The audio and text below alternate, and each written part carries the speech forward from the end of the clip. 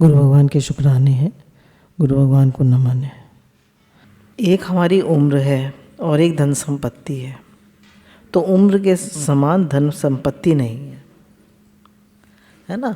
उम्र के समान धन संपत्ति नहीं है। हमारी धन संपत्ति लाखों पड़ी रहे, पर उम्र ख़त्म हो गई तो जाना ही पड़ेगा। एक हमारी इच्छा कामना होती है और एक हमारी आवश्यकता होती है। ये दो चीज़ें हैं। जैसे दृष्टांत के लिए, ये शरीर है, इसमें भूख लगती है, ये इच्छा नहीं है, ये कामना नहीं है, ये वासना नहीं है, ये त्याज्य नहीं है।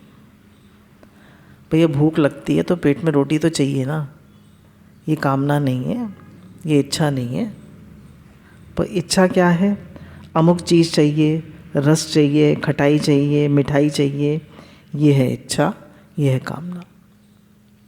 आज तो मेरा ये खाने का मन कर रहा है, चलो कभी कर रहा है, कोई बात नहीं, बच्चे हैं। पर रोज़ हमें तरह तरह का खाना चाहिए, आज क्या बन रहा है, आज क्या बन रहा है, तो कहने ये इच्छा है। दाल रोटी खाओ, प्रभु के गुण गाओ। इसका अंत नहीं आएगा और भूख है वो रहेगी नहीं, खाएंगे और मिट जाएगी। कहने इच्छा का तो, कामना का तो कभी अंत नहीं आता, और जो आवश्यकता है उसका अंत हो जाता है। भूख लगती है, आप रोटी खा लेते हैं, पेट भर जाता है और भूख मिट जाती है। इच्छा मिटेगी नहीं, इच्छा कभी नहीं मिटती। अच्छा आज ये छोले भटूरे बने, अच्छा कल क्या बना रही हो, कल मिक्स वेज बना लेना। गांधी जी ने लिखा है कि मैंने ऐसे आदमी देखे हैं, खाते खाते पेट भर जाता है तो उल्टी करके निकाल देते हैं, फिर खाते हैं। जो रोमन किंग्स होते थे पहले, हमने पढ़ा था स्वामी रामतीर्थ की बुक्स में, तो वो ऐसे ही होते थे। उनको खाने का इतना वासना होती थी कि खाते थे, पर जैसे होता है ना, कहते हैं पेट तो भर गया पर मन नहीं भरा। कभी कभी होता है ना, इतना अच्छा बना होता है प्रसाद कि पेट तो भर गया पर मन नहीं भरा। अब क्या करें भाई, पेट तो भर गया, अब तो नहीं खा सकते, तो उल्टी करते थे फिर खाते थे। तो ये क्या हो गई, खाने की वासना हो गई। तो खाने की इच्छा जीभ का चटोरापन है, वो मिटता नहीं। पेट भर जाता है, पेट भरने के लिए ये तो आवश्यकता है, और वो है कामना। जो जीभ का चटोरापन है वो है कामना, और पेट भरना आवश्यकता। स्वामी उड़िया बाबा जी के आजकल पॉइंट्स जा रहे हैं, तो उसमें 2-3 चीज़ें बहुत ज़्यादा कह रहे हैं वो, कि ज़्यादा खाना, ज़्यादा बोलना और ज़्यादा सोना। ज़्यादा खाना, ज़्यादा बोलना और ज़्यादा सोना। अगर इन तीनों चीज़ों का मनुष्य त्याग कर दे तो वो सतोगुणी तो ऐसे ही हो जाएगा। और एक वो क्रोध के लिए बहुत ज़्यादा कहते हैं। क्रोध है वो कहते हैं राग से आता है। जब मन में राग होता है, राग मतलब वही इच्छा एक तरह की, मेरे मन की हो, मेरे मन की नहीं होगी तो गुस्सा आएगा। अब भैया हर समय तुम्हारे मन की कैसे हो सकती है? दूसरे के भी तो मन है नहीं है दूसरे के मन, तुम्हारे ही मन के कैसे होती रहेगी? एक बार एक लड़का जो एक लड़की को देखने गया, तो उस लड़की ने पूछा कि आपको कैसी पत्नी चाहिए? तो उसने कहा जो मैं कहूँ वो बोले, जो मैं चाहूँ वो करे, जैसा मैं कहूँ वैसा करे। तो उन्होंने कहा आपको पत्नी नहीं चाहिए, आपको रेडियो चाहिए या मोबाइल चाहिए, जो जैसे चाहो वैसे से उसको चला लो। तो कहने का क्या मतलब है भाई, तुम्हारे मन है तो उसके भी तो मन है। तो अपने मन का हम आदर चाहते हैं तो दूसरे के मन का भी तो आदर करें। जैसे सड़क हमारी गाड़ी चलती है और कोई ख़राब कर जाए तो जाने पर उसमें लचक आ जाएगी, और उसको भर दो सीमेंट से, मिट्टी कंकड़ से, तो गाड़ी ठीक चलेगी। गड्ढा हो, यहाँ पे सड़क ख़राब कर दी थी तो गाड़ी चलती थी तो उसमें लचक आती थी। अब उसको ठीक कर दिया तो उतनी लचक नहीं आती, पर उतनी बढ़िया तो सड़क नहीं हुई, फिर भी थोड़ी लचक आती है। तो वो इच्छा नहीं है, वो कमी है, उसको ठीक करने की आवश्यकता है। अब हमारी गाड़ी ठीक नहीं चलती, अगर हमको परेशानी होती है तो कहने इच्छा नहीं है, ये आवश्यकता है। क्यों भाई? उसको ठीक करना, भाई लचक आती है, गाड़ी में दिक्कत होती है, उसको ठीक कर लो। ऐसी भूख लगती है तो खाद्य पदार्थ की कमी है, उसे देने से तृप्ति हो जाएगी। पर इच्छा होगी तरह तरह की, कामना होगी, उसका अंत नहीं होगा। देखिए कितना भी बुढ़ा हो जाता है आदमी, फिर भी उसको खाने की इच्छा मिटती नहीं। बुजुर्गों की जीभ का चटोरापन बढ़ जाता है। मदर टेरेसा का एक वीडियो डाला था अभी कि एक छोटी लड़की को ले आई, भूखी थी, तो उन्होंने उसको एक ब्रेड दी खाने को, तो खाने लगी वो। तो वो एक बाइट खाती थी, फिर रुक जाती थी, फिर दूसरी बाइट खाती तो रुक जाती थी। तो उन्होंने कहा खाओ बेटा खाओ। तो वो रोने लगी। तो कहती मुझे डर लग रहा है कि ये ख़त्म हो जाएगी तो मैं फिर भूखी हो जाऊंगी।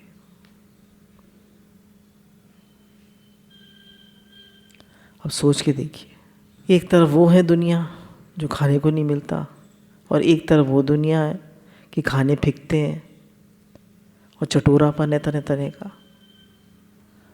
तो कह रहे हैं कि उन लोगों के बारे में सोचे जिन्हें खाने को नहीं मिलता। हमें तो भगवान दाल रोटी दे रहे हैं, अच्छे से खिला रहे हैं, पिला रहे हैं, कितने शुक्राने। ये दो चीज़ें हैं, जैसे धन संपत्ति आपकी पूंजी है, एक आपके जीवन की पूंजी है, वो उम्र है। ये दो चीज़ें अलग अलग हैं। ऐसे भूख है वो अलग चीज़ है, इच्छा कामना अलग चीज़ है। इच्छा कामना मिटने वाली होती है, पर भूख मिटने वाली नहीं होती, वो तो पूर्ति होती है। कह रहे हैं एक इच्छा है और एक भूख है। भूख तो मिट जाती है, आपने खाया, पेट भर गया, भूख मिट गई। पर इच्छा कभी नहीं मिटती। अब कल क्या बनेगा, अब शाम को चाय में क्या है, चाय में पकौड़े बना लेना मिक्स वेजिटेबल के, पनीर के। अच्छा फिर अब कल सुबह नाश्ते में क्या बनाओगी, फिर दोपहर के खाने में क्या बनाओगी, कोई अंत ही नहीं है। सारे दिन लेडीज़ किचन में ही लगी रहती है। ऐसे हमें संसार की जो इच्छा है ये कामना है, और परमात्मा प्राप्ति की जो इच्छा है वो कामना नहीं है। स्वयं की आवश्यकता है, ये कभी पूरी ही होगी, कभी मिटेगी नहीं, और इच्छा कभी पूरी होगी ही नहीं। अब हमें स्वयं को जानने की जो इच्छा है वो पूरी होगी, मिटेगी नहीं। जब तक हम अपने स्वरूप को नहीं जानेंगे कि मैं कौन हूँ, मैं भगवान का हूँ, भगवान मेरे हैं, जब तक इसे नहीं जानेंगे ये इच्छा मिटेगी नहीं। इच्छा नहीं, ये हमारी आवश्यकता है ना, अपने स्वरूप को जानने की आवश्यकता है। जब तक ये आवश्यकता पूरी नहीं होगी ये मिटेगी नहीं, और कामना कभी पूरी होगी नहीं। कामना पूरी हो ही नहीं सकती। हो सकती है कामना किसी की पूरी? नहीं हो सकती। कामना कभी किसी की पूरी नहीं हो सकती, कितना भी मिल जाए। हम 6 कुर्ती ले आए, वो गए तिब्बतियन मार्केट, 6 कुर्ती ले आए। अब उसमें 2 तो हमें बहुत पसंद आई, 4 पसंद नहीं आई। हमने कहा तुम ले लो, तुम ले लो, तुम ले लो, अब हमें और चाहिए। तो कभी ये तृप्ति नहीं आती। चलो चलो उस सीज़न में तृप्ति आ गई, फिर अगले सीज़न फिर और चाहिए। पहले हमारे पास 4 जोड़ी कपड़े हुआ करते थे जाड़ों के, 2 या 4 सूट हुआ करते थे, वो ही अदल बदल के पहन लेते थे। अब जब ज़्यादा हो गए तो अब और ज़्यादा चाहिए, है ना। जितनी ज़्यादा चीज़ें होती जाएंगी इच्छा बढ़ती जाएगी। ये लॉ है, मच वॉन्ट्स मोर। चाहे अनंत ब्रह्मांड का राज मिल जाए तो भी कामना पूरी नहीं होगी। वो है दुखदाई और आवश्यकता आनंद देने वाली है। वो जागृत हो जाए तो कामना सब मिट जाती है, क्योंकि वह पूरी हो जाती है। कह रहे हैं अनंत ब्रह्मांड का राज भी मिल जाए तो भी तुम्हारी इच्छा पूरी होने वाली नहीं है। और आवश्यकता, भगवान से प्रेम हो जाए, अपने स्वरूप को जान लो, तो कह रहे हैं ये आवश्यकता तुम्हारी मिट जाए तो कामना भी सब मिट जाएंगी, कामना खत्म हो जाएगी। परमात्मा प्राप्ति की इच्छा है, इसका नाम कामना नहीं है, ये तो आवश्यकता है। जैसे भूख लगी तो भूख में चाहे दाल भात ले लो, रोटी साग ले लें, कोरा साग खा करके पेट भर जाएगा। इतना भार बोझ इसमें पहुंच जाए कि इसकी आवश्यकता है। जैसे शरीर की भूख की आवश्यकता है, ऐसी इस आत्मा के स्वयं की भूख है परमात्मा की। जैसे शरीर को भूख लगती है, पेट में भूख लगती है तो कुछ ना कुछ खाने को चाहिए, ऐसे हम जो स्वयं हैं, इसे परमात्मा के प्रेम की भूख है। हम क्या करते हैं, उस भूख को संसार की इच्छा करके मिटाना चाहते हैं। भाई संसार से प्रेम मिल जाए, सुख मिल जाए, आराम मिल जाए, मान बढ़ाई मिल जाए, हम उससे मिटाना चाहते हैं। उससे ये कभी मिटेगी नहीं, कितना भी मिल जाए आपको। परमात्मा की प्राप्ति होने पर फिर ये मिट जाएगी, फिर कभी भूख लगेगी नहीं। ये उसकी आवश्यकता है। और धन संपत्ति वैभव मान बढ़ाई भोग, इनकी जो चाहना है, इसका नाम इच्छा है। कह रहे हैं धन संपत्ति वैभव मान बढ़ाई भोग, इनकी जो चाहना है, इसका नाम इच्छा है। बड़ा घर मिल गया, अब और बड़ा घर चाहिए, अब ये मिल गया, अब और चाहिए, और चाहिए, कपड़े और चाहिए, मान बढ़ाई मिल गई, पहले कोई नहीं पूछता था, अब इतने लोग पूछने लगे, इतना मान मिल गया, अब उसको क्यों मान ज़्यादा मिलता है, मुझे भी मिले, अब और चाहिए। तो किसी चीज़ का अंत नहीं है संसार में, इच्छा बढ़ती ही चली जाती है।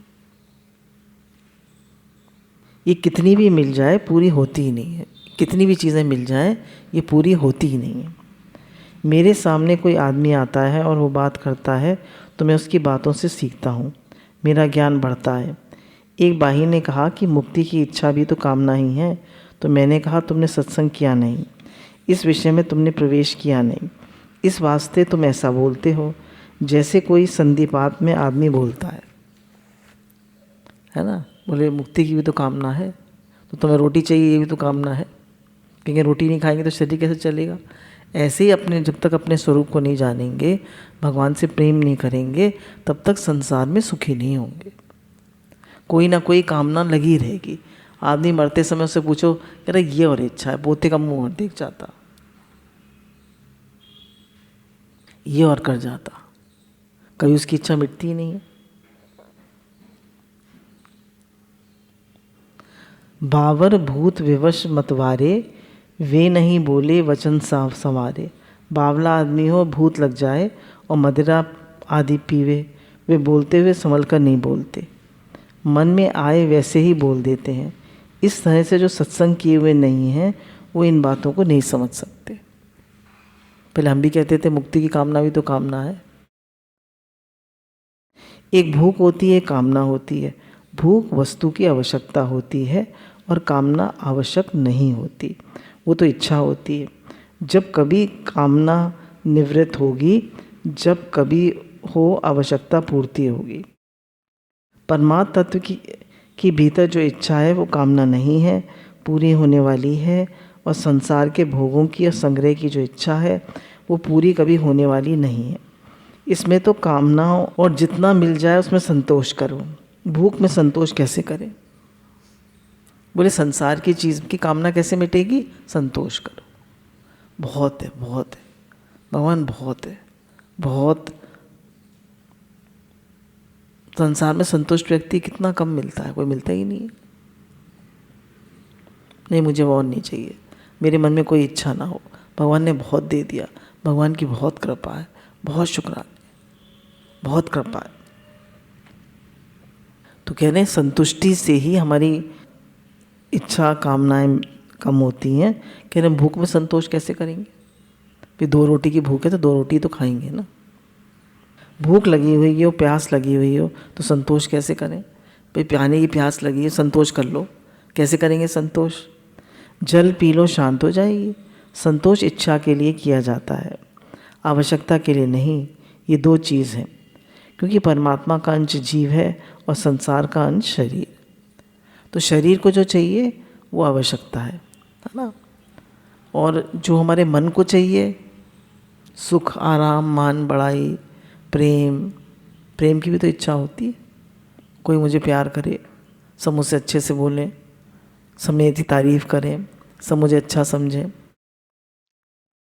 अच्छा एक बात बताइए, कोई आपको बुरा समझे तो आपको कैसा लगता है? हमें कोई बुरा समझे तो हमें कैसा लगता है? खराब लगता है। और हम किसी को बुरा समझते हैं तो उसको खराब लगेगा। तो इसलिए बोले हम हर एक के पास वो नहीं है, इतनी सामर्थ्य नहीं है कि वो दान पुण्य कर सके, बड़े बड़े वो कर सके।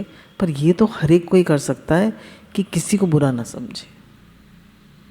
ये हम सब कर सकते? बोले ये सबसे बड़ा दान है। किसी को बुरा मत समझो, किसी की बुराई मत करो, किसी को बुरा मत देखो, बुरा मत समझो। बोले बुराई का त्याग कर दो। बुराई का त्याग करने से, बुराई का त्याग करना सबसे बड़ी अच्छाई। शरीर की भूख संसारिक पदार्थों की होगी और स्वयं की भूख होगी परमात्मा की। शरीर की भूख किसकी होगी? संसारिक पदार्थों की। और हमारी जो स्वयं की भूख है वो किसकी है? परमात्मा की। आत्मा को किसकी भूख है? परमात्मा की। परमात्मा से प्रेम करें तभी वो भूख मिटेगी। और परमात्मा से प्रेम हो गया तो शरीर की भूख सब मिट जाएगी। खाने पीने की नहीं, पर इच्छा मिल जाए, इच्छा खत्म हो जाएगी। जो मिल गया वो सब ठीक है।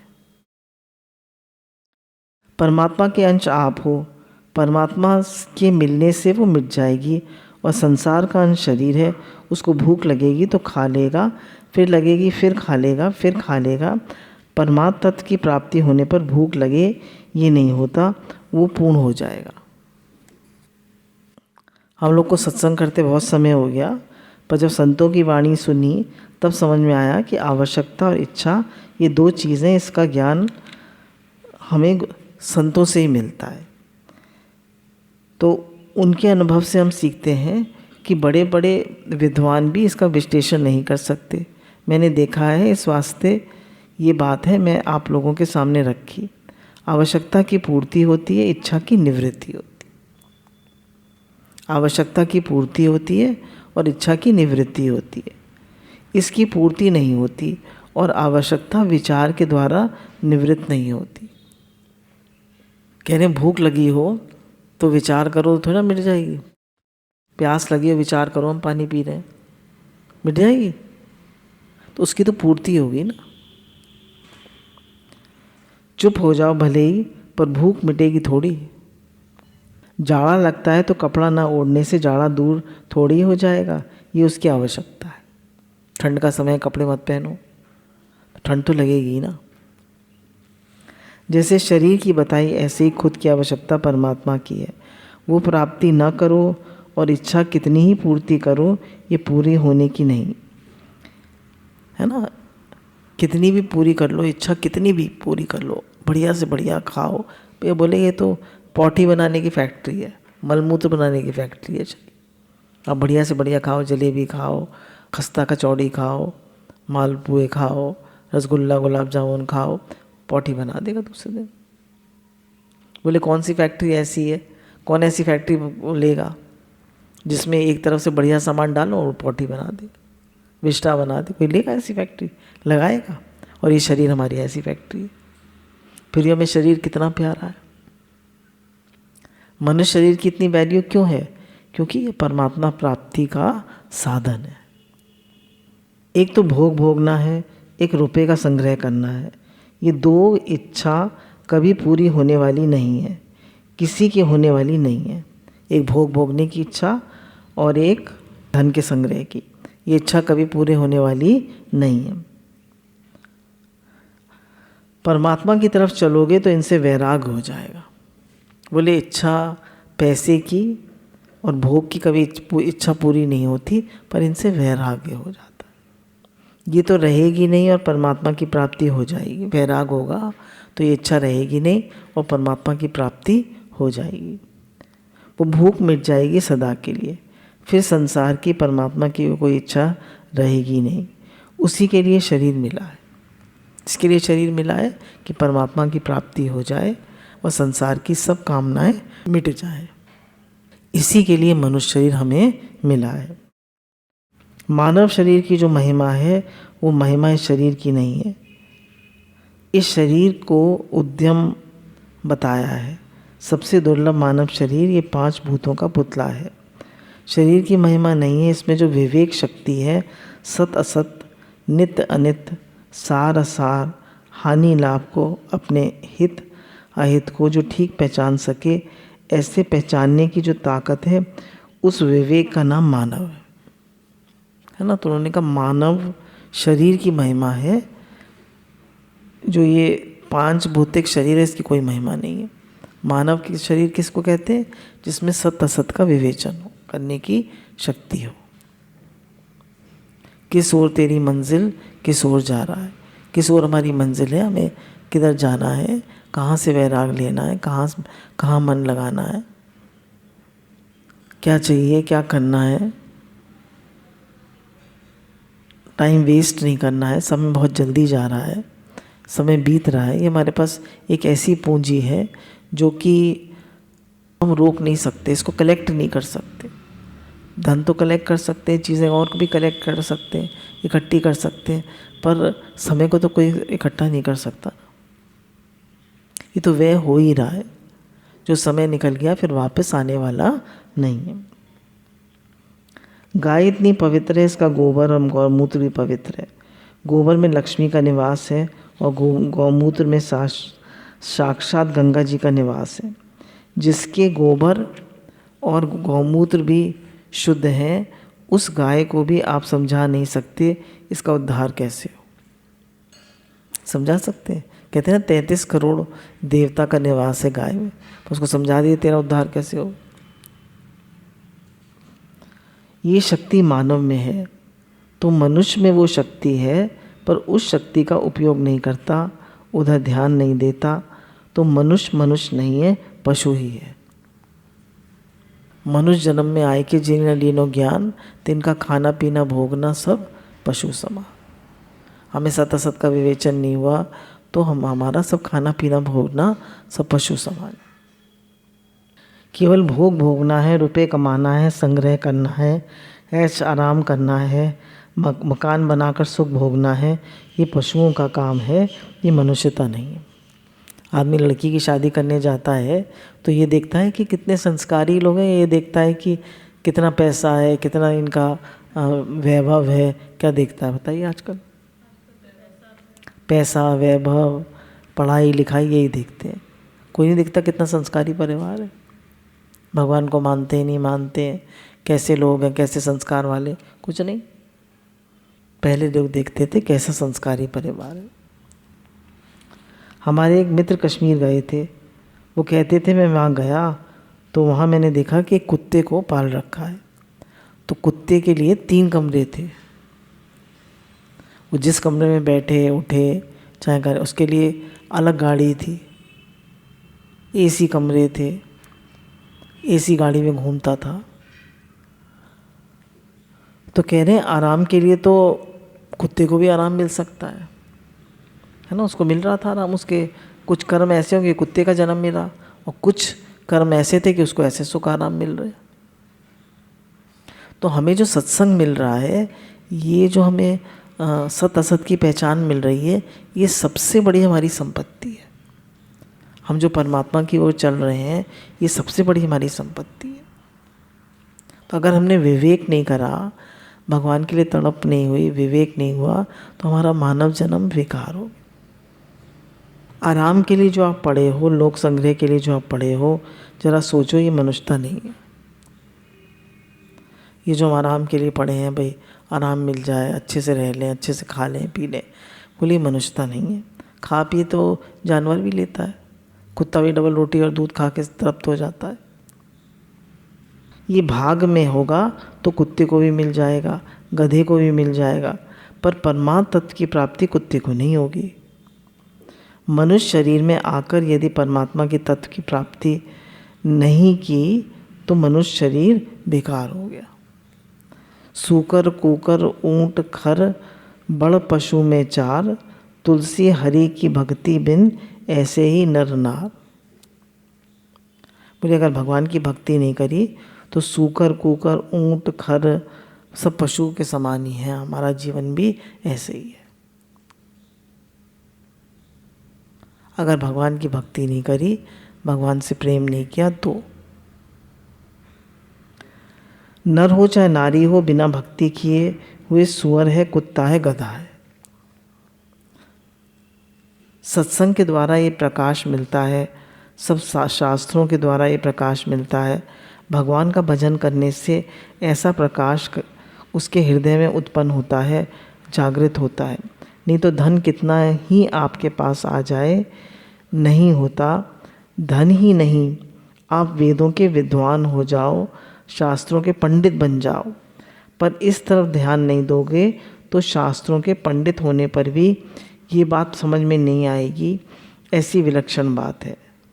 और समझो तो अभी समझ लो, अभी समझ में आ जाएगी, कोई पढ़ाई करने की आवश्यकता नहीं। आप कितना भी पढ़ लें, कितने ही विद्वान हो जाएं, पर भगवान से प्रेम नहीं हुआ तो सब बेकार। जितनी पढ़ाई लिखाई है किस लिए? भगवान से प्रेम कराने के लिए। जितने भी शास्त्र हैं उनका मतलब क्या है? मानव शरीर केवल परमात्मा प्राप्ति के लिए ही मिला है। मनुष्य प्राप्त कर सकता है तो केवल परमात्मा को ही प्राप्त कर सकता है और कुछ प्राप्त नहीं कर सकता। भाई जो कुछ प्राप्त करेगा सब यहीं छूट जाएगा। भाई हमने खूब बड़ा मोहन निवास बना लिया, खूब बढ़िया गाड़ी ले ली, सब खूब अच्छे से खाया पिया, पर जब मरेंगे तो छूटेगा नहीं। बताओ, कितनी भी ड्रेसेस इकट्ठी कर ली, कितना भी जेवर इकट्ठा कर लिया, छूटेगा नहीं। तो कुछ तो प्राप्त नहीं हुआ। जो प्राप्त हो जाए वो तो सिर्फ परमात्मा ही है, और कुछ है ही नहीं प्राप्त करने को।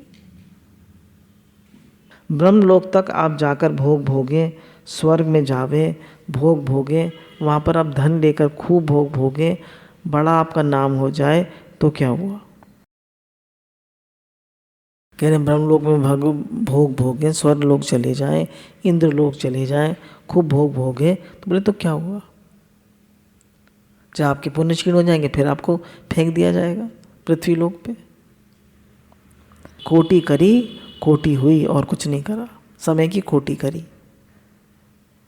जो आपने स्वर्ग प्राप्त कर लिया, भोग प्राप्त कर लिए, तो अपना कोरा खोटा प्राप्त कर लिया, मिला कुछ नहीं।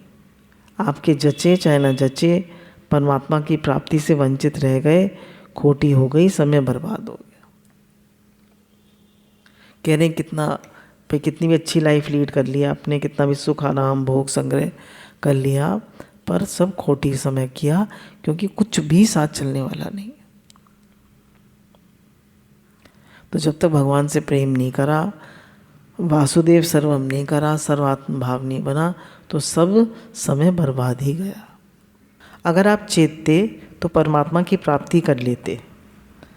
आपको धोखा हो गया, जैसे विश्वासघात होता है तो पीछे पश्चाताप होता है कि ये तो विश्वासघात हो गया।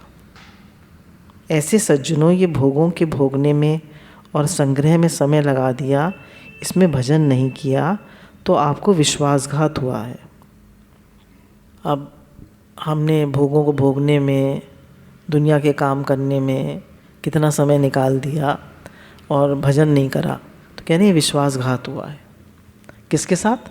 हमने अपने साथ किया है ना। एक मैसेज भी था, गुरु भगवान ने डाला था कि समय और जीवन, जब अंतिम समय आएगा तो समय और जीवन हमने बर्बाद कर दिया, हमसे कहेगा तुमने जीवन बर्बाद कर दिया। कौन कहेगा? हमारा ही मन कहेगा। हमारा मन कहेगा तुमने समय भी बर्बाद किया और जीवन भी बर्बाद किया, दोनों बर्बाद कर दिए। क्या किया हमने जीवन में, है ना? क्या किया हमने जीवन में? आप कहते हैं कि धन मिल गया, मान मिल गया, बड़ाई मिल गई, पर मिला विला कुछ नहीं, मरने पर तुम्हारे साथ कुछ नहीं है। धन मान पैसा ये सब हमारे साथ चलेगा? कुछ नहीं चलेगा, सब यहीं रह जाएगा। तो मिला कहाँ?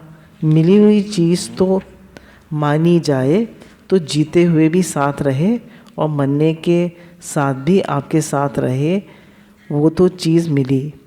और यहाँ बढ़िया बढ़िया दिखे, जैसे बालक सपने में जगे, बहुत धन माल मिला सपने में, और आंखें खुली तो एक कौड़ी भी नहीं। हमें सपने में तो बहुत हम राजा हैं, महाराजा हैं, खूब पैसा है, खूब धन है, खूब ऐशो आराम है, सब बढ़िया है, और उठे तो कंगाल है। एक कुम्हार था तो रोज़ सपना देखा करता था कि मैं राजा हूँ और बहुत ठाट बाट से रह रहा हूँ, और जब उठता था तो देखता था मैं कुम्हार हूँ, तो उसको बड़ा अफसोस होता था, मैं कुम्हार कैसे, मैं तो राजा हूँ। तो बार बार वो सोने की प्रयत्न करता था। सोने से क्या होगा? तू राजा बन जाएगा। तो कह रहे हैं कुछ भी तुम प्राप्त करने की कोशिश करोगे इस जगत में, अंतिम समय तुम्हारे साथ कुछ नहीं जाएगा। तो जब भी हम कुछ किसी चीज़ की तरफ चलें तो विचार कर लेना चाहिए क्या चलेगा हमारे साथ, अंत में क्या चलेगा हमारे साथ। सपने की 100 मोहरों से कौड़ी चली ना काम। सपने की 100 मोहरें हमें मिली तो एक कौड़ी के बराबर भी नहीं है वो। कोई कहे कि सपने वाली 100 मोहरें देता हूँ, मुझे बिना लगाए खाली पान दे दीजिए, दे देगा? कोई देगा एक कौड़ी दाम नहीं। ऐसे ही यहाँ दिखता हुआ संपत्ति, धन, वैभव, मकान, रुपए, आंखें मीचते ही कुछ नहीं। यहाँ दिखता है धन है, संपत्ति है, वैभव है, पर आंख मीचते हैं कुछ नहीं। जैसे सपने से जागते ही सपने की संपत्ति कुछ नहीं, ऐसे ही इन आंखों के मीचते ही यहाँ की संपत्ति कुछ नहीं, है ना। सपने की संपत्ति आंखें खुलने पे कुछ नहीं। ऐसे ही हम कहते हैं हमारे पास इतना बड़ा मौन निवास है, इतना बड़ा सत्संग है, इतने प्रेमी लोग हैं, इतने सब लोग प्रेम मानते हैं, इतनी ब्लेसिंग्स हैं सबकी, बहुत कुछ है यहाँ, पर आंखें मिचते ही सब खत्म। क्या है? चलेगा मौन निवास? चलेगा हमारा सब धन संपत्ति हमारे साथ? कुछ चलेगा साथ? कुछ भी नहीं जाएगा। ऐसी इन आंखों के मिचते ही यहाँ की संपत्ति कुछ नहीं। उसमें अपने समय लगाया क्या फ़ायदा किया? अगर हमने सत्य को नहीं जाना, भगवान से प्रेम नहीं करा, निष्काम सेवा नहीं करी, कुछ नहीं किया, बस ऐसे ही खाया पिया मौज करी, तो हमारा जीवन ऐसे ही वेस्ट चला। आज वाणी चल रही थी, उसमें अहंकार के ऊपर बहुत बता रहे थे कि हमारे अंदर अहंकार होता है तो छोटी छोटी बात हमें बहुत बुरी लगती है। भाई इतनी बुरी क्यों लगी? भाई तुम्हारे तुम शरीर हो तो शरीर को लगी, मन को लगी, तुम मन हो, तुम शरीर हो, तुम तो आत्मा हो, तुम्हें लगी क्यों इतनी, है ना। तो अगर हमें छोटी छोटी बातें बुरी लगती हैं तो हमें अहंकार है, और छोटी छोटी बातों को हम सह जाते हैं, कोई बात नहीं, क्या हो गया, कह दिया तो क्या हो गया, प्रेम भी तो करते हैं, है ना। कह दिया तो क्या हुआ, प्रेम भी तो करते हैं। अच्छा एक बात बताइए, अगर एक बच्चे को टाइफाइड है, एक बच्चे को, माँ है और बच्चा है, उसको टाइफाइड है, अब वो बच्चे को डॉक्टर ने कहा है कि इसको रोटी मत देना, वैद्य जी ने कहा है इसको रोटी मत देना, नहीं तो ये मर जाएगा, इसको दूध दो, आलू दो भुने हुए, फलों का जूस दो, अनार है, सेब दो, और थोड़ा बहुत दलिया खिचड़ी दे दो, पर रोटी मत देना। पर बच्चा कहता है माँ मुझे रोटी दे दो, अब माँ रोटी दे देगी? बता, नहीं देगी ना। तो ऐसे हम भी भगवान से बहुत चीज़ें मांगते हैं, भगवान ये कर दो, वो कर दो, ऐसे कर दो, वैसे कर दो, और भगवान को पता है ना कि क्या, इसको म्यादी बुखार है, उसको क्या देना है क्या नहीं देना। तो जैसे बच्चे कितने रोने पर माँ डांट देगी कि नहीं मिलेगी रोटी, वैद्य जी ने मना करी है, तो भगवान भी कितनी चीज़ें हमें मना कर देते, नहीं देते। क्यों नहीं देते? भगवान हमारी जन्मों जन्मों की माँ है, हमारा हित चाहते हैं। तो ऐसे ही भगवान हित चाहते हैं, गुरु हित चाहते हैं, तो अगर वो कुछ बात कहते भी हैं तो उसे बहुत ध्यान से हमें समझना चाहिए, उनका प्रेम फील करना चाहिए। भगवान की कितनी कृपाएं हैं, गुरु की कितनी कृपाएं हैं, बस ऐसे फील करते रहना चाहिए। आप कृपा को आसरो, आप कृपा को जोर, आप बिन दिखे नहीं तीन लोक में और, है ना। तो आप कृपा को आसरो, आप कृपा को जोर, आप बिन दिखे नहीं तीन लोक में और। तो भगवान की कृपा के बिना अब क्या है आदमी, कुछ नहीं है। जरा सी देर में नस इधर से उधर हो जाए, सांस एक आए है एक नहीं आए, दिल धड़के नहीं धड़के। तो बोले अगर हमने खूब सत्संग भी किया, खूब पढ़ा भी, खूब विद्वान भी हो गए, हमने नाम जप भी खूब किया, पर हमारा अहंकार नहीं गया, है ना, अहंकार नहीं गया, तो हमें लाभ नहीं हुआ। हमारा अहंकार जाना बहुत ज़रूरी है, हमारी मैं जाना बहुत ज़रूरी है। मैं मुआ तो खुद खुदा हुआ, कबीरा सब जग निर्धना, धनवंता नहीं कोई, धनवंता सो ही जानिए, जाके राम नाम धन होए। भगवान का नाम रूपी धन ले लिया आपने तो वो साथ चलेगा, है ना। हमने भगवान का नाम ले लिया, और कैसे नाम लिया कि मैं भगवान का हूँ, भगवान मेरे। देखिए एक चीज़ पकड़ लें, ब्रज में 4 चीज़ें बताते हैं, नाम, रूप, लीला और धाम। ठीक है, भगवान का नाम, भगवान का रूप, भगवान की लीलाएं, भगवान का धाम। अब हमारे हाथ में इस समय कुछ भी नहीं है, पर नाम सबके हाथ में है या नहीं? नाम कोई भी ले सकता है, कभी भी ले सकता है। तो कोई साधक अपना अनुभव सुना रहा था कि मैं कथा सुनने अच्छे संत की गया था, तो उनका क्या अभ्यास करते हो? तो उन्होंने कहा नाम ले लेता हूँ 2 घंटे। तो उन्होंने कहा 2 घंटे नहीं, 24 घंटे लेना चाहिए।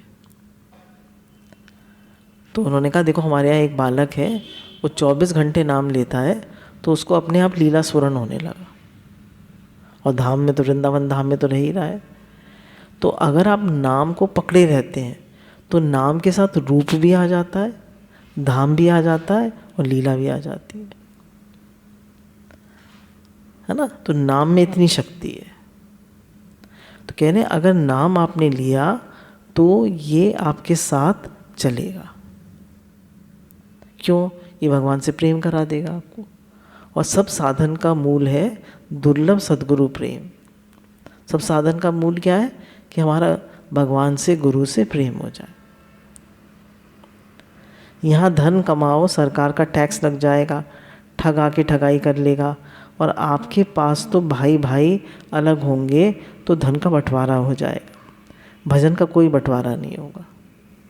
भजन का बंटवारा होगा? बताइए। भजन का बंटवारा नहीं होगा। एक भाई ने भजन किया और एक ने नहीं किया, तो जिसने किया उसका ही है, ठीक है ना। पूरा की पूरा भजन उसका ही है। और अगर 2 बेटे हैं तो आधी आधी संपत्ति मिलेगी। आजकल तो बेटी की भी बराबर संपत्ति में अधिकार है। अगर एक बेटा है और एक बेटी है तो दोनों का अधिकार है। जितना ऐसा नहीं है बेटे का ज़्यादा है बेटी का कम है, दोनों का बराबर अधिकार है। लॉ ने डिक्लेयर कर दिया है।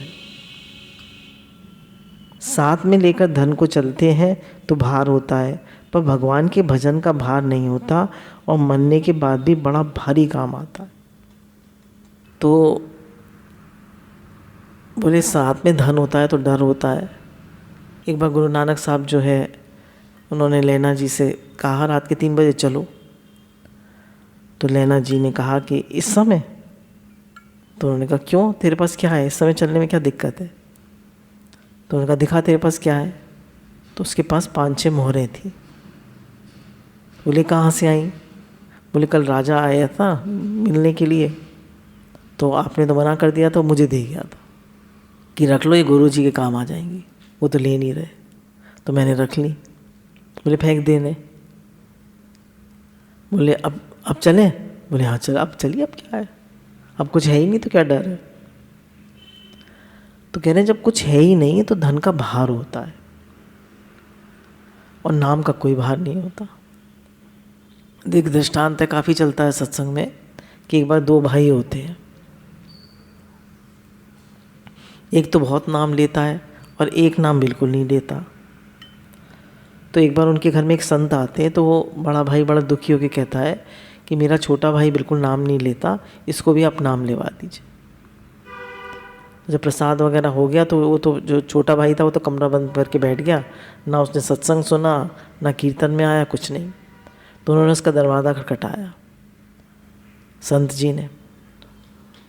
तो उसने कहा कौन है? उन्होंने कहा राम जी, दरवाज़ा तो खोलिए। तो बड़ी मुश्किल से खैर उसने दरवाज़ा खोला। फिर उन्होंने कहा अच्छा एक बार राम राम कह दो, एक बार। तो वो बिल्कुल नहीं बोलने को तैयार, बोला नहीं बोलूँगा राम, नहीं बोलूँगा राम, नहीं बोलूँगा राम। 2-3 बार उन्होंने उससे कहलवा दिया।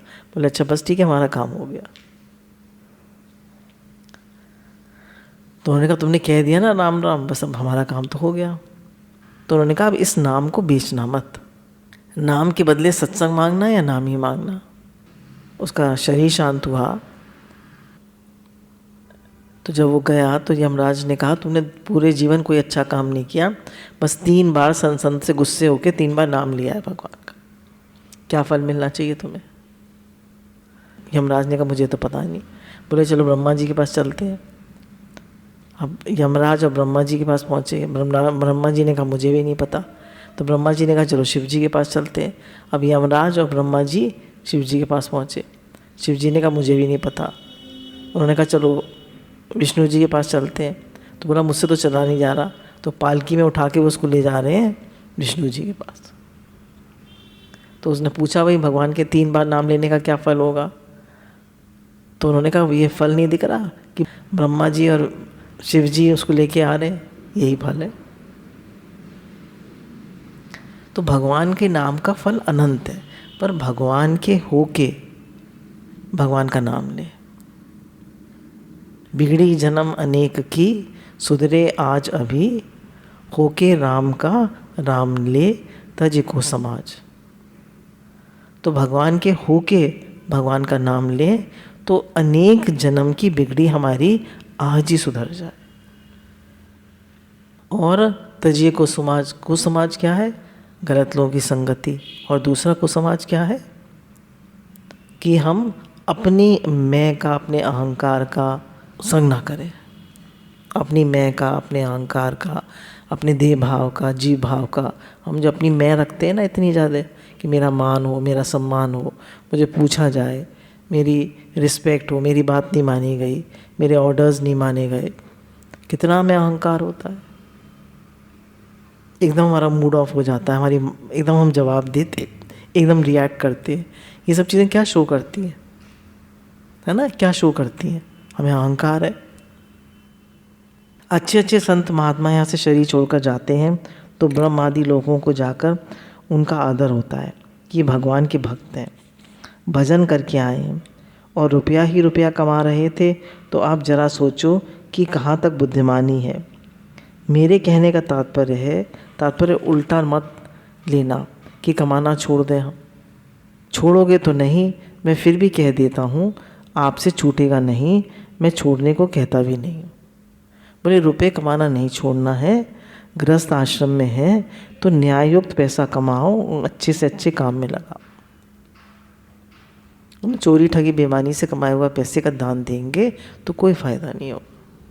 पूरी ईमानदारी से कमाओ, पूरा टैक्स देकर, पूरे सच वाइट मनी को फिर उससे दान पुण्य करो। और वापस नहीं है तो देने का कोई टैक्स भी नहीं है आपके पास। भगवान का नाम हर कोई ले सकता है। मैं मना नहीं करता, परंतु पैसे के भरोसे भगवान का भजन छोड़ दो तो ये गलती करते हो। कह रहे हैं पैसे के भरोसे भगवान का भजन छोड़ दो तो ये गलती है। इस गलती का सुधार करो। मैं नहीं कहता पैसा मत कमाओ, मकान नहीं बनाओ, आराम से मत रहो, स्त्री बच्चों का पालन मत करो, मैं नहीं कहता। करो तो इसके भरोसे भजन क्यों छोड़ दिया? बोले ये भी करो और भजन भी करो। मैं तो नहीं कहता कि भाई अपनी गृहस्थी का पालन मत करो, कैसे करो? भगवान का काम समझ के करो और साथ में भजन भी करो।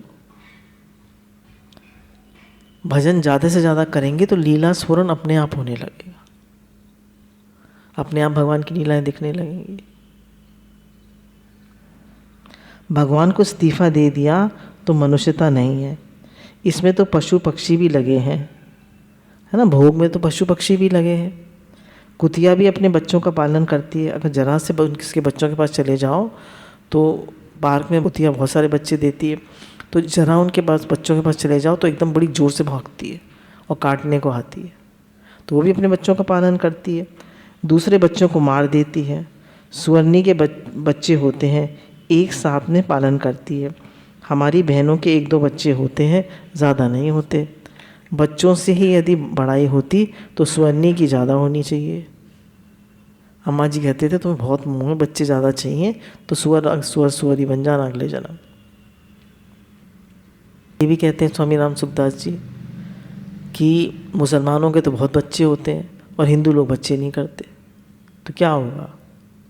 1 बच्चे करते हैं, 2 बच्चे करते हैं और फिर फैमिली प्लानिंग करने लगते हैं। तो बोले कि स्त्री की जो बड़ाई है या तो भजन करे, है ना, भजनानंदी हो, वो तो फिर महात्मा हो गया। जो भजन कर रहा है वो तो महात्मा हो गया। अच्छा, भजन भी नहीं कर रहा और माँ भी नहीं बन रहा और साधक भी नहीं है, तो फिर क्या है वो, है ना। बोले या तो माँ बनो, और माँ जने तो भक्त जने या शूरवीर, नहीं तो इससे तो बांझ भली काहे गंवावे नूर। तो भाई माँ भी जने तो या तो भक्त जने या शूरवीर जने, नहीं तो काहे को नूर गंवा रही है। इसका मतलब ये नहीं कि आप गृहस्थ आश्रम में मत रहो, पर ये भूल कैसे गए कि 1-2 दिन के लिए कहीं जाते हो तो साथ में पर्स में पैसे ले जाते हो और वहाँ जाके पूछते कि कोई सवारी मिलेगी कि नहीं, मकान मिलेगा कि नहीं, वहाँ वस्तुएं मिलेंगी कि नहीं, क्योंकि वहाँ चाहिए। आपसे मैं पूछूं कि शरीर छोड़ के तो जाना पड़ेगा ही, ये तो यहाँ रह नहीं सकता, रिवाज नहीं है यहाँ रहने की। उस दिन के लिए आपने क्या प्रबंध किया है।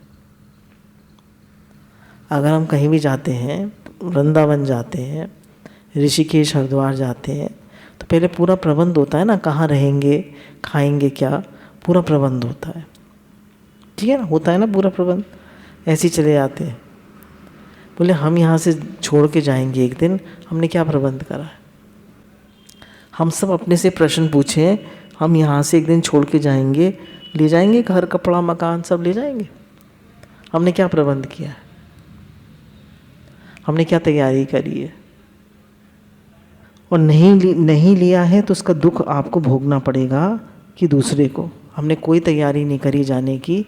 What is this life? This is life is a journey for going back to God. ये ज़िंदगी एक सफ़र है परमात्मा के पास वापस जाने का। फिर क्या समझदार हो, समझदारी यही है कि मरने के बाद फिर ना मरना पड़े, नहीं तो रामायण में आया है। बोले मरने के बाद फिर ना मरना पड़े मतलब एक बार मर गए फिर जन्मोगे फिर मरोगे, है ना, फिर जन्मोगे फिर मरोगे, तो मरते ही रहोगे। तो एक बार जन्म हो गया, अब नहीं मरेंगे। कितनी माताओं को दूध पिया, जन्मते मरते हार गए, है ना, कितनी माताओं का दूध पिया, जन्मते मरते हार गए। 1,84,00,000 कटी ना, जन्मते मरते हार गए। तो हमें ये दर्द होना चाहिए कि ये हमारा मनुष्य जन्म वेस्ट ना जाए।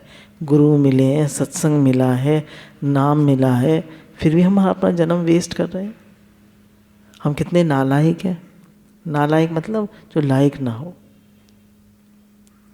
100 बरस दुख पावई, सिर धुनि धुनि पछताई, और कालई कर्मई ईश्वर मिथ्या दोष लगाई। कह रहे 100 बरस दुख पावई, सिर धुनि धुनि पछताई, और कालई कर्मई ईश्वर मिथ्या दोष लगाई। कह रहे कर्म ही ऐसे है, समय ही ऐसा है हमारा, और ईश्वर भगवान ने हमारा कुछ ध्यान ही नहीं रखा। तो कह रहे हमने भगवान का नाम नहीं लिया, सत्य सत का विवेचन नहीं करा, मनुष्य जन्म में विवेक जागृत नहीं करा, तो क्या किया, क्या किया। जो यहाँ अपना उद्धार नहीं करता उसे सिर धुन कर पछता के रोना पड़ता है। क्या करें, कलयुग आ गया है, लोग ऐसे ही हो गए हैं, आज के कानून ऐसे ही हो गए हैं, झूठ कपट का व्यवहार हो गया। क्या करें, बिल्कुल झूठा दोष है। कहने समय खराब है, भजन करना मुश्किल है, ये मुश्किल है, वो बोले ये सब झूठ है। हमें इतना सत्संग मिल रहा है, इतनी बातें गुरु हमें बता रहे हैं, रोज़ जगा रहे हैं, फिर भी हम नहीं करते, तो किसकी गलती है, हमारी गलती है। तो किसी को भी दोष देने से काम नहीं चलेगा। हमें अपना जन्म सुधारना है, तो अभी से आज से अभी से हम भगवान का नाम लें, भजन करें, अहंकार ना करें, दूसरों को बुरी तरह ना करें। अक्सर ही हम बुरी तरह कर जाते हैं, किस लिए, अहंकारवश। कलयुग आया तो बहुत बढ़िया आया। कलयुग सब दुख आनहि, जो नर कर विश्वास, गाथो राम गुण विमल बहु तेरे विनय प्रयास। बोले कलयुग में बहुत बड़ा फायदा है, बहुत बड़ा लाभ है, बिना प्रयास उद्धार हो जाए, ऐसा मौका कलयुग में। कलयुग में जैसे कहते हैं ना भाई, मुक्ति बहुत सस्ती है, सतयुग में मुक्ति बहुत महंगी थी, द्वापर में भी महंगी थी और त्रेता में भी महंगी थी, पर कलयुग में बहुत सस्ती है। क्यों? भगवान का नाम लो और जन्म सफल कर लो। क्यों? क्योंकि इसके ग्राहक इतने कम हैं, कोई चाहता ही नहीं है भगवान में लगना। आप देखिए, आप अपने जान पहचान के लोगों में देखिए, चारों तरफ कितने लोग भगवान में लगना चाहते हैं, और जो भगवान में लगे हैं उनमें से कितने आगे बढ़ रहे हैं, सच्चे हृदय से कितने लगे। तो कह रहे हैं इसलिए कलयुग में भगवान का नाम लेना, अपना उद्धार करना बहुत आसान है। उस कलयुग को दोष देने से वास्तव में दोष अपना है। आप व्यापारी हो, आपसे मैं पूछूं कि वस्तु बहुत सस्ती आवे और महंगी बिके तो धनवान हो जाते हो कि नहीं, और भाव गिर जाता है तो लाखों रुपए होता है तो लाखों का घाटा हो जाता है, और भाव तेज़ हो जाता है तो मालामाल हो जाते हैं। ठीक बात है ना? हमने 50 रुपये किलो ख़रीदा और 100 रुपये किलो हो गया। अब क्या कहेंगे? बेच दो बेच दो बेच दो। और 50 और 100 का ख़रीदा, 50 का रेट हो गया तो घाटा हो गया। कल्पना करो, एक आदमी ने 1 रुपये मन, 2 रुपये मन में अनाज खरीदा, अब 20 रुपये 40 रुपये मन हो गया तो लोग कहते हैं बाज़ार बड़ा ख़राब हुआ। लावो तो लावो कैसे? पर 2-4 हज़ार मन जिसके पास में पड़ा है और 30-40 रुपये मन हो गया तो वो भी कहेगा कि बाज़ार ख़राब हो गया? वो तो कहेगा मौज हो गई, है ना? 2-3 रुपये ख़रीदा और 20-40 रुपये हो गया तो कहेगा मौज हो गई। और जिनको ख़रीदना है और रोज़ खाना है तो क्या कहेंगे? बहुत ख़राब हो गया, बहुत महंगाई बढ़ गई। पर जिसने इतना होड़ करके रखा है उसकी तो मौज आ गई। ऐसे कलयुग में भगवान के नाम के लेने में जितना सतयुग में लगता था उतना ही आज समय लगता है। राम राम कहने में जितना सतयुग में समय लगता था उतना ही कलयुग में लगता है, नहीं है ना? कृष्ण कृष्ण कहने में, या हरे कृष्ण कृष्ण कृष्ण हरे हरे, हरे राम राम राम हरे हरे कहने में जितना टाइम सतयुग में लगता था उतना ही तो कलयुग में लगता है, या ज़्यादा लगता है? नहीं, उतना ही आज समय लगता है। राम राम इतना सस्ता मिलता है, और कलयुग के हिसाब से इसके नाम की कीमत अधिक होगी तो कितना नफ़े की बात है ये। पर कलयुग में नाम की कीमत बहुत ज़्यादा है। सतयुग में नाम की इतनी कीमत नहीं थी, तब ध्यान की कीमत थी। कलयुग में नाम की बहुत कीमत है। सस्ता माल आता है, और इसमें कितनी विलक्षण बात है कि इस कलयुग की निंदा करना कि समय खराब आया है, झूठ कपट चलता है। आप सच्चाई से व्यापार करोगे तो क्या भगवान पर असर नहीं पड़ेगा? है ना? आप सच्चाई से चलोगे, भगवत भाव से चलोगे तो भगवान पर असर पड़ेगा। कैसा सुंदर अवसर मिला है। ऐसे अवसर को कहते हैं कि कलयुग आ गया, खाने को अन्न नहीं है, उनके लिए महंगी हो गई तो चिंता होती है, 10, 30, 40 गुना अधिक नफ़ा हो गया। अब क्या है कि अगर हम थोड़ा भी भगवान का नाम लेते हैं, देखिए वैसे तो भगवान का नाम गुरु कहते हैं अगर आप सच्चे हृदय से लें और काफ़ी लें तो फिर अपने आप चलने लगता है। जैसे हमारे घर के पास कोई शादी है और वही गाना बार बार बजा रहे हैं, आपको वो गाना पसंद है, तो अब वो गाना आपके दिमाग में हर समय चलेगा या नहीं? बताइए। तो आपको भगवान का नाम प्रिय है, भगवान का नाम अच्छा लगता है, तो आप काफ़ी भगवान का नाम माला से करते हैं या काउंटर से करते हैं। तो जब आप उसको छोड़ेंगे तो वो नाम अपने आप चलेगा या नहीं चलेगा? चलेगा। तो वो फिर बोला इतना नाम भजो कि आपके सेल सेल में पुर जाए, आपके रोम रोम में पुर जाए, और फिर वो अपने आप चलने लगे, आपका उद्धार हो गया। और भी बहुत सारी बातें चलती हैं। उन्होंने कहा राम के होके भगवान का नाम लो, नाम भगवान के होके भगवान का नाम लो। जैसे कोई लड़की की शादी हो गई, उसको क्या अभ्यास करना पड़ता है? शादी हो गई, उसने मान लिया ना मेरी शादी हो गई। ऐसे ही स्वयं से उसने मान लिया मेरी शादी हो गई। ऐसे ही हमें स्वयं से मानना है कि मैं भगवान का हो गया। ऐसे ज़माने में अगर सच्चे हृदय से भजन में लग जाएं और सच्चाई का पालन करें तो कल्याण बहुत जल्दी हो जाए। इस कलयुग को दोष देना बेसमझी है खुद की, और दोष देते हैं कलयुग को। मनुष्य शरीर मिला है फिर नरकों में जाओ कि महाराज हमारा भाग ही ऐसा है। भाग मामूली नहीं है और भगवान की भी बड़ी विशेष कृपा है। कर्मों के अनुसार योनि मिलती है। अब मनुष्य शरीर कब मिलेगा पता नहीं। बोले समय खराब नहीं, समय बहुत अच्छा है। कलयुग का समय है, सद्गुरु मिले हैं, भजन मिला है, फिर भी हम भजन नहीं कर रहे, नाम नहीं ले रहे। तो बोले तो हमारी बेवकूफ़ी है ना। बोले समय तो बहुत अच्छा मिला है। जिन लोगों के घरों में बहुत काम है, छोटे छोटे बच्चे हैं और काम भी बहुत है, वो भी उठते हैं और तब तक सोते हैं, तब तक उनका नाम चलता ही रहता है। क्यों? प्रेम है नाम से, शौक है नाम का। तो कह रहे हैं अभी तो मनुष्य शरीर मिला है, फिर मिले ना मिले, कब मिले। परंतु परमात्मा कृपा करके मानव शरीर दे देते हैं। इसको दोष लगाना मिथ्या है। मौका मिला है, बड़ा सुंदर कलयुग का समय है। मनुष्य शरीर, गीता, रामायण और भगवान का नाम, उसकी हमें पहचान हो गई है। पता नहीं होता कि क्या काम करना चाहिए और क्या नहीं, इसका पता नहीं। बिना समझे समय बर्बाद हो जाता है। और वो पता लग जाए कि कितना बढ़िया बात है, कैसा सुंदर समय है ये, कैसी भगवान की कृपा है, कैसा अच्छा भाग्य है। अब बताइए हम सबका भाग अच्छा है या नहीं? बहुत अच्छा है। इससे बढ़िया भाग नहीं हो सकता। हमें कोई मेहनत नहीं करनी पड़ रही, कोई नौकरी नहीं करनी पड़ रही, पैसा नहीं कमाना पड़ रहा। हमें फ्री टाइम मिला है भजन करने के लिए, फ्री टाइम मिला है भगवान को याद करने के लिए। बताओ क्या पैसा कमाना पड़ रहा है तुम्हें? कौन से तुम लोगों को झाड़ू पोछे करने पड़ रहे हैं, चौका बर्तन करने पड़ रहे हैं, सारे घर के काम करने पड़ रहे हैं, कौन से बच्चे पालने पड़ रहे हैं? कुछ नहीं करना पड़ रहा। जरा हमारे अल्ले टल्ले कर लिए थोड़े बहुत, बस इधर उधर, और क्या। तो हम आराम से भगवान का नाम ले सकते हैं, भगवान में लग सकते हैं। ऐसा नहीं है कि सेवा नहीं है, सेवा है, पर भारी सेवा नहीं है, है ना। भारी सेवा है किसी के ऊपर? कोई किसी के ऊपर नहीं है भारी सेवा। सब भगवान की इतनी कृपा है कि सब सेवाधारी लगे हुए।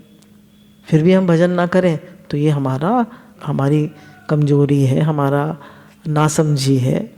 तो हम खूब भजन करें, खूब भगवान को याद करें, खूब सत्संग सुने, खूब अपना विवेक जागृत करें, और हमसे नहीं होता तो भगवान से प्रार्थना करें। गुरु भगवान के अनंत अनंत शुक्राने।